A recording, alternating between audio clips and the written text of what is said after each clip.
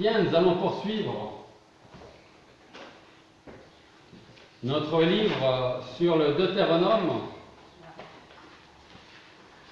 22e prédication, Deutéronome chapitre 13. Deutéronome chapitre 13, et nous allons lire les 9 premiers versets.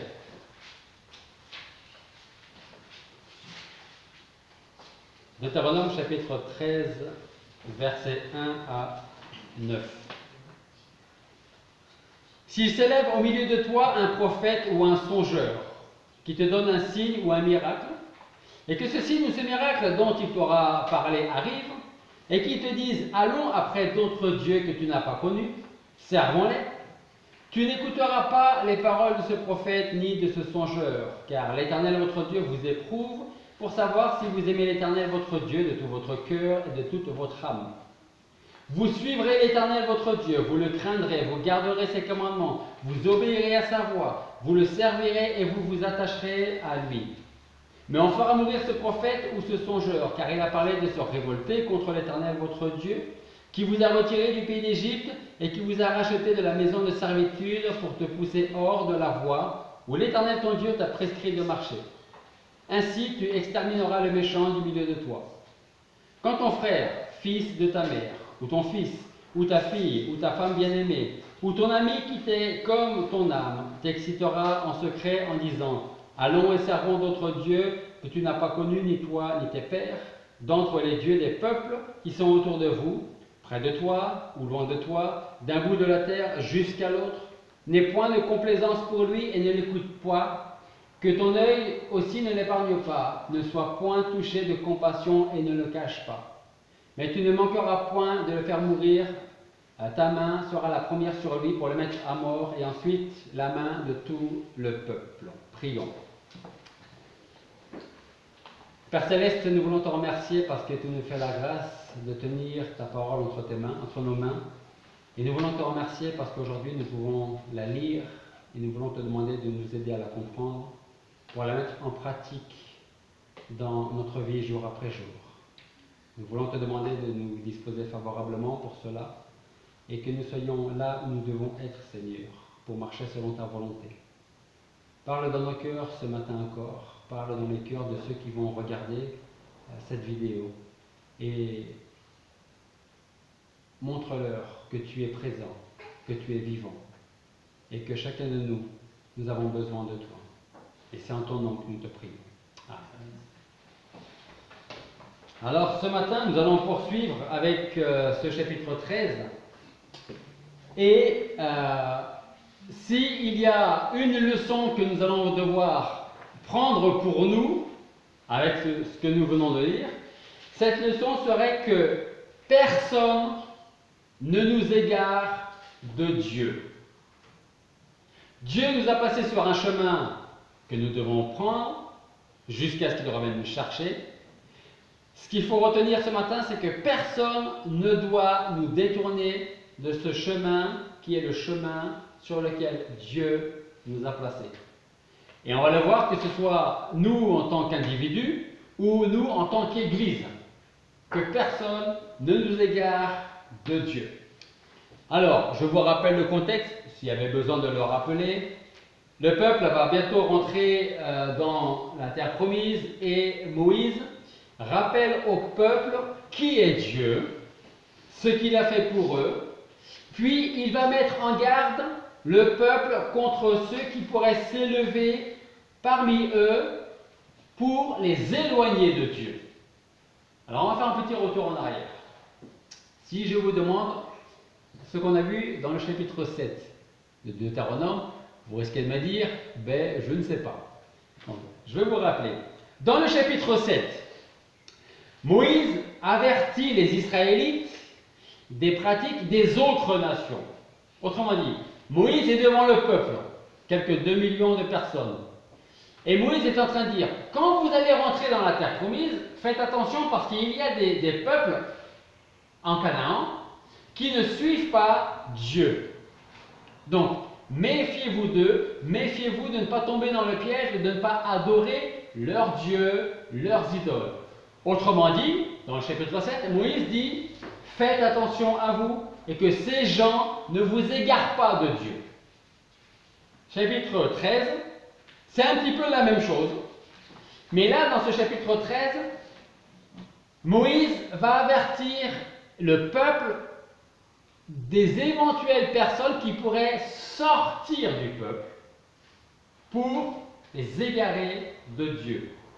Au verset 1, nous lisons, s'il s'élève au milieu de toi un prophète ou un songeur qui te donne une prophétie, un signe, un miracle, et que ce qu'il te dit arrive, et s'il te dit, on va aller voir d'autres dieux parce que tu as pu remarquer que ce que je t'ai dit s'est réalisé, donc suis-moi et on va aller adorer d'autres dieux, des dieux que nous n'avons pas connus, ni nous, ni nos pères. Et Moïse dit au verset 3, s'il y a des gens comme ça qui sortent du milieu du peuple, tu n'écouteras pas les paroles de cet homme, de ce prophète ou de ce songeur. En fait, qu'est-ce que Moïse est en train de dire? Qu'est-ce que nous devons retenir? C'est que le danger ne vient pas toujours de l'extérieur. Et ce n'est pas toujours les gens de l'extérieur qui pourraient nous éloigner ou nous égarer de Dieu. Ça peut être aussi des gens de l'intérieur qui se disent chrétiens sans pour autant l'être.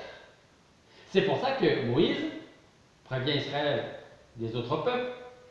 Et à présent, il prévient Israël en disant faites attention à ceux qui pourraient sortir de notre peuple et qui pourraient vous égarer de Dieu. Dans la Bible, il n'est pas rare que le loup soit désigné, représenté comme un ennemi, non seulement de l'extérieur, mais aussi de l'intérieur. Par exemple, Jérémie le décrit comme un destructeur. Matthieu et Jean le décrivent comme un ravisseur. En Genèse ou en Ézéchiel, il est décrit comme celui qui déchire.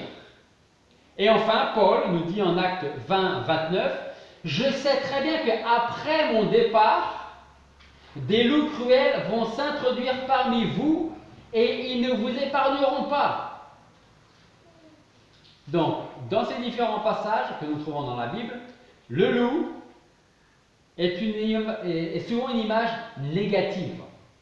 Faites attention au loup, qui arrive en vêtements de brebis, mais à l'intérieur c'est un loup. En fait, la tactique du loup c'est quoi? Et on le voit dans la réalité d'ailleurs. C'est isoler sa proie, et généralement il ne s'y prend pas tout seul, ils sont à 2 ou 3. Il faut en sorte d'isoler la proie afin de l'affaiblir et de lui sauter dessus. Ça c'est dans la nature. Mais dans la nature de l'homme, il y a aussi des loups. Et si on n'est pas bien ancré dans la parole de Dieu, si on ne connaît pas bien la parole de Dieu, on peut être beaucoup plus facilement influencé par ce qu'un loup peut nous dire. C'est pour ça que donc au verset 4, Moïse dit « Vous suivrez l'Éternel votre Dieu.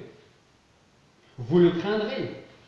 Vous garderez ses commandements. Vous obéirez à sa voix. Vous le servirez et vous vous attacherez à lui. » Quel est le meilleur moyen de ne pas s'égarer de Dieu? C'est de savoir ce qu'il attend de nous, n'est-ce pas? C'est de connaître sa parole. C'est de connaître ses commandements. Si on ne connaît pas ça, on peut très facilement s'égarer de ce chemin-là.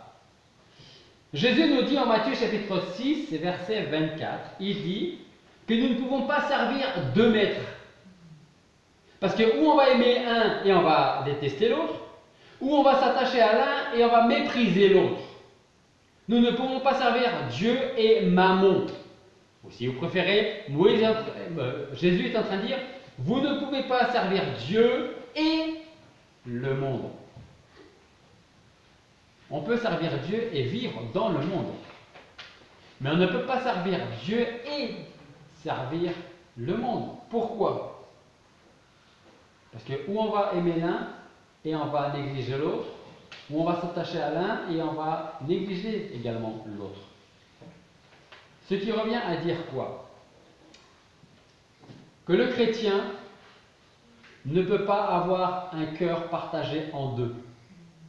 Le chrétien ne peut pas avoir une partie de son cœur pour Christ et une partie de son cœur pour le monde. Alors on peut avoir une partie du cœur pour l'évangélisation du monde. Mais ça revient à dire que Christ a la première place dans tout notre cœur. Et parce que Christ a la première place dans tout notre cœur, on va penser au monde pour évangéliser le monde. Mais le chrétien ne peut pas avoir un cœur partagé en deux. Une partie notre Seigneur et une partie le monde. C'est pas possible. Et à votre avis, pourquoi? Parce qu'on va se déchirer. Parce qu'on va vouloir, sur certains points, ressembler au monde. Mais si on ressemble au monde, on ne ressemble plus à Christ. Alors faut-il ressembler plus à Christ ou faut-il ressembler plus au monde pour ne pas être écarté du monde? Si nous avons un cœur divisé, ça reviendrait à dire que nous avons placé notre foi en Christ, alors qu'au fond de nous-mêmes, on s'appuie sur aussi nous-mêmes, sur nos forces, sur nos capacités. Et ça pourrait nous pousser à chercher des compromis entre la grâce et les œuvres. Ça veut dire quoi? Ça veut dire, d'un côté, je veux te suivre, Seigneur, mais d'un autre côté, je ne veux pas abandonner le monde. Parce que je trouve quand même quelques plaisirs dans le monde.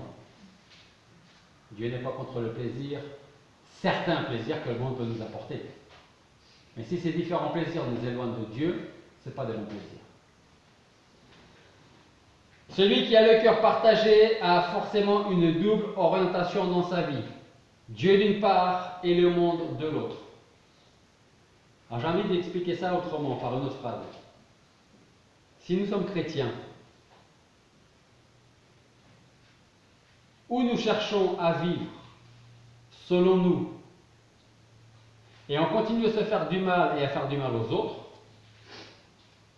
ou on laisse Dieu diriger notre vie.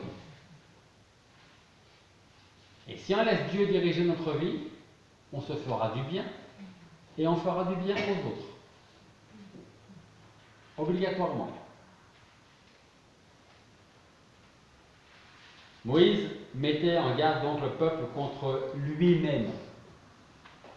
Et la Bible nous dit que celui qui pense être debout, fasse attention de ne pas tomber. Parce que des fois, on peut s'égarer nous-mêmes du chemin que Dieu nous a tracé. Si s'élève au milieu de toi un prophète ou un songeur, tu n'écouteras pas les paroles de cet homme, de ce prophète, ni de ce songeur. Puis il rappelle au peuple qui est Dieu, ce qu'il a fait pour eux, en leur disant, vous suivrez l'Éternel parce que vous connaissez Dieu. Vous l'avez vu pendant 40 ans dans le désert, comment il a pris soin de vous, comment il vous a sorti d'Égypte, comment il vous a conduit jusqu'à Canaan.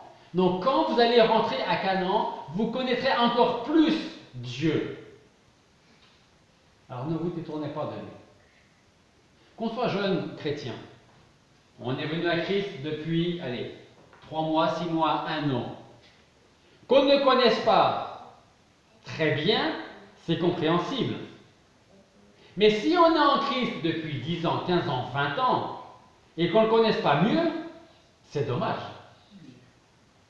Et si c'est le cas, pourquoi le connaissons-nous si peu? Donc Moïse dit, vous suivrez l'Éternel votre Dieu parce que vous savez ce qu'il attend de vous. Et j'ai envie de dire la même chose. Nous suivrons l'Éternel notre Dieu parce que nous savons ce qu'il attend de nous en tant que chrétiens, en tant qu'enfants de Dieu ou en tant qu'Église. Vous le craindrez, vous garderez ses commandements, vous obéirez à sa voix, vous le servirez et vous vous attacherez à lui. Qu'est-ce qu'on a chanté ce matin? Cherchez d'abord le royaume de Dieu et sa justice. On a lu ce passage en Matthieu chapitre 6.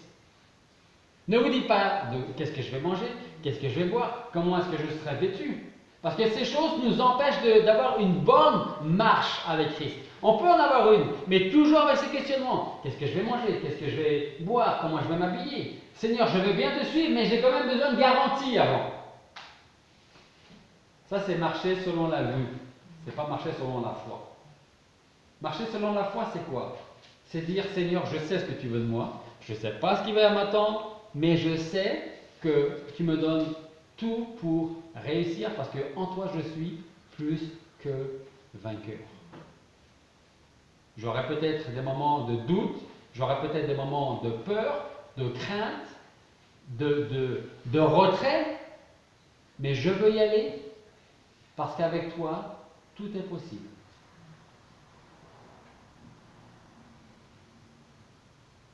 Le Seigneur encore nous dit en Matthieu chapitre 24, versets 4 et 5, il dit « Prenez garde que personne ne vous séduise,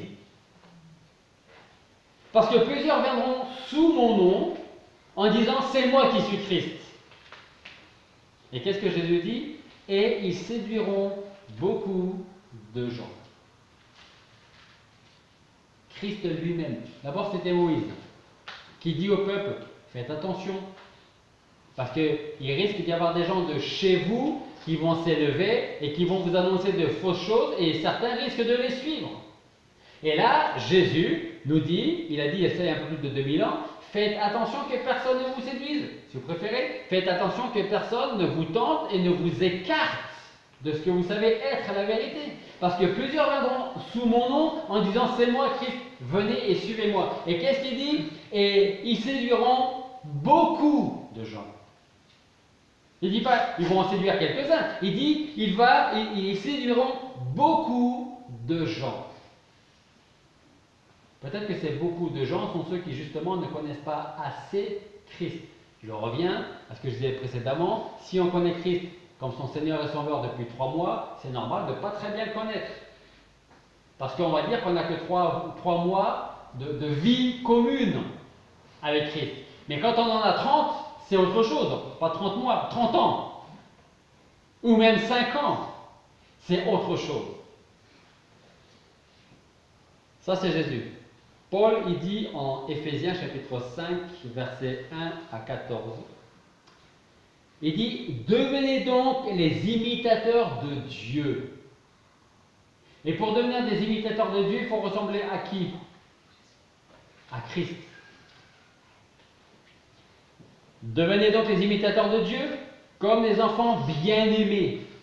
Marchez dans la charité, ou dans l'amour si vous préférez, à l'exemple de Christ, qui s'est livré lui-même à Dieu pour nous comme une offrande et un sacrifice de bonne odeur. Que l'impudicité, qu'aucune espèce d'impureté, que la cupidité ne soit même pas mentionnée parmi vous, qu'ainsi ils conviennent à des saints. Qu'on n'entende ni paroles déshonnêtes, ni propos insensés, ni mauvaises plaisanteries, choses qui sont contraires à la bienséance. Qu'on entende plutôt des actions de grâce, car sachez-le bien, aucun impudique, impur, cupide, c'est-à-dire idolâtre, n'a d'héritage dans le royaume de Christ et de Dieu. Paul dit au verset 6, que personne ne vous séduise par de vains discours. Et précédemment, en Matthieu, Jésus disait, prenez garde que personne ne vous séduise. Là, Paul, que personne ne vous séduise par de vains discours, car c'est à cause de ces choses que la colère de Dieu vient sur les fils de la rébellion. N'ayez donc aucune part avec eux. Et Paul dit, avant, autrefois, vous étiez ténèbres, et maintenant vous êtes lumière dans le Seigneur. Marchez comme les enfants de lumière. Et pour ça, il faut rester sur le chemin que Dieu nous a mis, sur lequel Dieu nous a mis. Verset 9, car le fruit de la lumière consiste en toutes sortes de bonté, de justice et de vérité. Verset 10, examinez ce qui est agréable au Seigneur. C'est-à-dire, s'il y en a qui viennent vous séduire, réfléchissez un instant si ce qu'il est en train de vous dire est selon le Seigneur ou pas. Si ça va vous détourner de Dieu ou pas. Ne prenez point part aux œuvres infructueuses des ténèbres, mais plutôt condamnez-les. Car il est honteux de dire ce qu'ils font en secret, mais tout ce qui est condamné est manifesté pour la lumière, car tout ce qui est manifesté est lumière. C'est pour cela qu'il est dit, réveille-toi, toi qui dors, relève-toi d'entre les morts, et Christ t'éclairera. Alors une question, quel est le meilleur moyen de ne pas s'écarter de Dieu? Hébreux chapitre 12, les 2 premiers versets nous disent, nous encouragent à garder les yeux tournés vers le Seigneur. Nous lisons: ainsi donc, nous aussi, étant environnés d'une si grande nuée de témoins, rejetant tout fardeau et le péché qui nous enveloppe si facilement, courons avec constance dans l'arène qui nous est ouverte, regardant à Jésus, le chef et le consommateur de la foi, qui, méprisant l'ignominie à cause de la joie qui lui était proposée, a souffert la croix et ensuite s'est assis à la droite du trône de Dieu. Pourquoi l'auteur d'Hébreux là nous dit regardant à Jésus ou garder les yeux tournés vers Jésus? Pourquoi il nous encourage à cela? Parce que lui ne nous détournera pas de la voie sur laquelle il nous a placés. Mais c'est encore plus que ça. Nous devons garder les yeux fixés sur Jésus, Jésus-Christ crucifié. Pourquoi? Parce que c'est dans son sang que nous trouvons le pardon et la paix. On doit garder les yeux fixés sur Jésus ressuscité. Pourquoi? Parce qu'aujourd'hui, il siège et, ça va peut-être vous mettre un petit peu la puce à l'oreille pour les études du dimanche matin, il règne à la droite de Dieu. On doit garder les yeux fixés sur Jésus glorifié pour trouver en lui notre avocat. Parce que quand Satan vient nous dire « t'as pas honte de ce que tu as fait ?» et il n'a pas tout à fait tort quand on doit avoir honte de ce qu'on a fait. Parce que s'il y a des choses qu'on a fait qu'on ne devrait pas faire, et si on ne ressent aucune honte, ça c'est grave. Hein. Ça c'est grave. Mais si on ressent de la honte, on viendra plus facilement à Christ pour dire pardon. Et Christ prendra notre défense en tant qu'avocat auprès de Dieu. Gardons les yeux fixés sur Jésus pour qu'il nous donne justement cette repentance à cause de la honte et la rémission de nos péchés. Gardons les yeux fixés sur Jésus parce que si on a les yeux fixés sur Jésus, on n'a pas les yeux fixés sur quelqu'un d'autre et encore moins sur nous-mêmes. Et ça c'est important aussi. Gardons les yeux fixés sur Jésus qui est dans la maison du Père. Et vous savez, aussi ce qu'il s'occupe à faire en ce moment, il prépare notre place. Et quand elle sera prête, il dira, allez, on y va. On doit garder les yeux fixés sur Jésus parce qu'à son retour, qui est certain, nous aurons des comptes à lui rendre. Et tout le monde va passer devant Christ. Mais son retour est certain. Gardons les yeux fixés sur Jésus et non pas sur nous-mêmes, sur nos pensées, nos raisonnements, notre imagination, nos goûts, nos désirs ou nos projets, bien que Dieu ne soit pas contre nos goûts, ne soit pas contre nos projets, tant qu'on lui en fait part. Seigneur, voilà ce que j'aimerais faire, qu'est-ce que tu en penses? Individuellement, en tant qu'Église. Seigneur, on se présente devant toi avec ces projets. Est-ce que tu veux les bénir ou pas? Est-ce qu'on les fait ou est-ce qu'on ne les fait pas? Montre-nous ta volonté. On doit aussi garder les yeux fixés sur Jésus pour aussi une bonne raison. Parce que si on a les yeux fixés sur Jésus, on aura les yeux un peu moins fixés sur les obstacles qu'on va rencontrer sur notre route. Et si on n'a pas les yeux fixés sur les obstacles, on avancera mieux. Parce que si nos yeux sont fixés sur Jésus et sur les obstacles, alors vous pouvez être certain que ces obstacles vont parfois nous arrêter. Et on va se dire, qu'est-ce que je fais maintenant? J'y vais pas. Cette montagne, cet obstacle est plus grand que moi, plus fort que moi. Ça ne vous rappelle rien dans l'étude de Deutéronome? Quand Moïse disait, quand tu vas rentrer en Canaan, tu vas devoir affronter 7 nations plus grandes et plus fortes que toi. Ce sera tellement ridicule face à ces nations qui se trouvent en Canaan, tellement petits, quelques 2 millions de personnes. Hein. Alors imaginez les autres tribus, les autres nations. Moïse disait 7 nations plus grandes et plus fortes que toi. Mais ne crains pas. C'est Dieu qui va s'en occuper. Et pour nos obstacles, pour nos montagnes, faisons confiance au Seigneur. C'est lui qui va les balayer comme ça.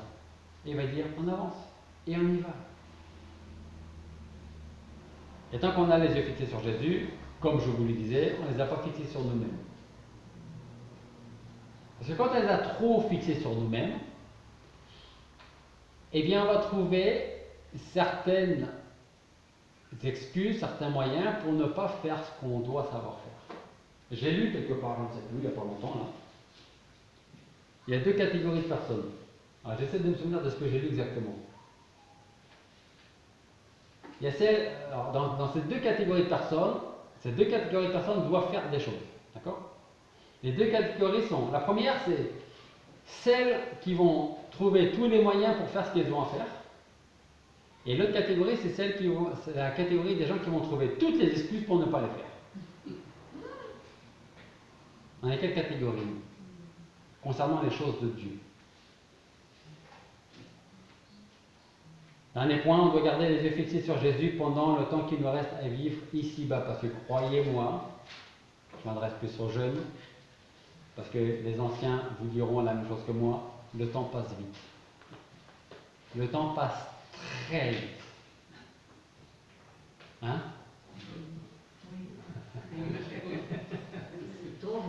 Trop vite. En même temps, vous savez, je suis quelqu'un d'optimiste, moi. Et chaque jour qui passe, c'est un jour qui nous rapproche de Christ. Hein? Donc, plus vite le temps passera, plus vite on sera avec Christ. Mais le temps passe vite. Quand on est jeune, on veut être un peu plus vieux. Quand on est vieux, on veut être moins vieux. Gardons les yeux fixés sur Jésus pendant le temps qui nous reste à vivre, pendant le temps qui nous permet de vivre ici-bas. Sans nous laisser distraire ni par les souvenirs d'un passé que nous ne pouvons pas changer, que nous devons laisser derrière nous, et sans nous préoccuper d'un avenir dont on n'en connaît rien. Qu'est-ce qu'on a lu ce matin? À chaque jour suffit sa paix. Et croyez-moi, parfois il y a des jours où on n'a pas envie de savoir ce que demain va nous réserver. Parce qu'aujourd'hui nous suffit. À chaque jour suffit sa paix. Alors, si s'élève au milieu de toi un prophète ou un songeur qui te donne un signe ou un miracle, tu n'écouteras pas les paroles de cette personne, de ce prophète, de ce songeur, car l'Éternel, votre Dieu, vous éprouve pour savoir si vous l'aimez de tout votre cœur, de toute votre âme. Vous suivrez l'Éternel, votre Dieu, vous le craindrez, vous garderez ses commandements, vous obéirez à sa voix, vous le servirez et vous vous attacherez à lui. Prions. Père Céleste, nous voulons te remercier parce qu'une fois de plus, à travers l'exemple de Moïse qui prépare le peuple à prendre possession de Canaan, lorsque Moïse dit au peuple, méfiez-vous, faites attention, que si un jour quelqu'un s'élève pour vous détourner du Dieu véritable, alors rejetez cette personne. Seigneur, aide-nous à rester sur le chemin que tu nous as donné. Aide-nous à voir avec tes yeux, à réfuter les erreurs avec ta parole.